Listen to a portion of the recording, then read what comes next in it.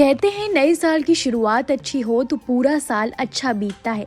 इसलिए जरूरी है कि साल का पहला दिन शुभ मनाया जाए।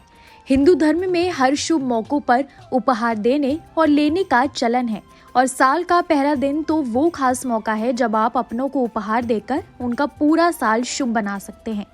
लेकिन ज्योतिष के अनुसार हर उपहार शुभ नहीं होता है। कुछ ऐसे उपहारों की लेन देन का चलन है जो आपके लिए शुभ नहीं बल्कि ग्रहों के जाल में उलझाने वाला होता है, आर्थिक स्थिति बिगाड़ने वाला होता है। आइए इस वीडियो में जान लेते हैं कि नए साल पर क्या उपहार देना चाहिए और क्या ऐसी चीजें हैं जो बिल्कुल गिफ्ट नहीं करना चाहिए। धर्म के जानकारों के मुताबिक नए साल के पहले दिन चमड़े से बनी कोई भी चीज जैसे चमड़े का पर्स, बेल्ट, बैग किसी को नहीं देना चाहिए। ज्योतिष के अनुसार चमड़े में शनि और केतु ग्रह का प्रभाव होता है, इसलिए चमड़े का सामान उपहार में देने से केतु ग्रह के चलते उस व्यक्ति को नुकसान उठाना पड़ सकता है। केतु ग्रह का अशुभ प्रभाव परेशानियों में डाल सकता है, आर्थिक नुकसान उठाना पड़ सकता है, मान सम्मान खत्म हो सकता है, हाथ से प्रभावशाली पद छिन सकता है, गलत जगह ट्रांसफर हो सकता है। इसलिए चमड़े की सामान की जगह मिठाई या चॉकलेट गिफ्ट करें ताकि नया साल मिठास से भरा हो, खुशहाल हो। वहीं नए साल पर किसी को धारदार चीजें भी नहीं देनी चाहिए। कहते हैं धारदार चीजों से घर में नकारात्मक ऊर्जा आ जाती है। धारदार नुकीली चीजें जैसे कैंची, चाकू जैसी चीजों से बचना चाहिए क्योंकि ये नकारात्मक ऊर्जा को बढ़ाता है।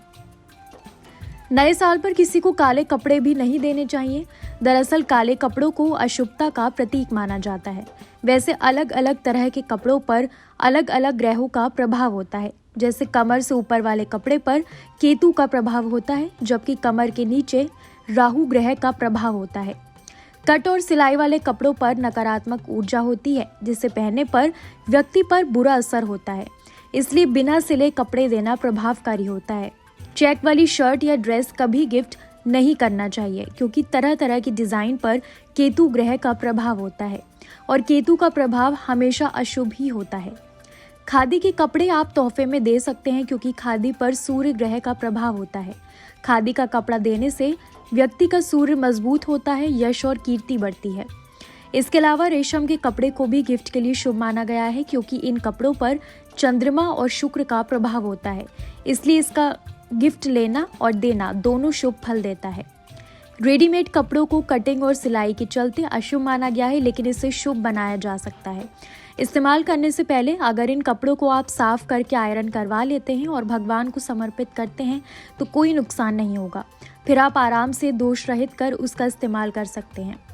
नए साल पर जूते चप्पल देना भी अशुभ माना जाता है। कहा जाता है कि जूते चप्पल देने से घर की आर्थिक स्थिति बिगड़ जाती है।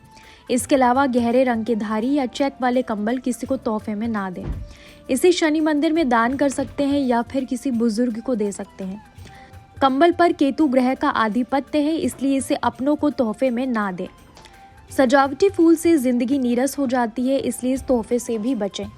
नए साल पर दूध निकलने वाले पौधे नहीं देना चाहिए, कांटेदार पौधे भी नहीं देना चाहिए और देवी देवताओं की मूर्ति भी गिफ्ट नहीं करना चाहिए क्योंकि अगर गिफ्ट लेने वालों ने उनका सम्मान नहीं किया तो उसका बुरा फल आपके ऊपर पड़ सकता है।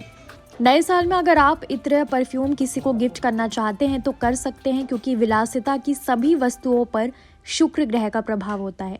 शुक्र विलासिता का कारक ग्रह है, इसलिए इसे गिफ्ट करने से कोई अशुभ प्रभाव नहीं पड़ता।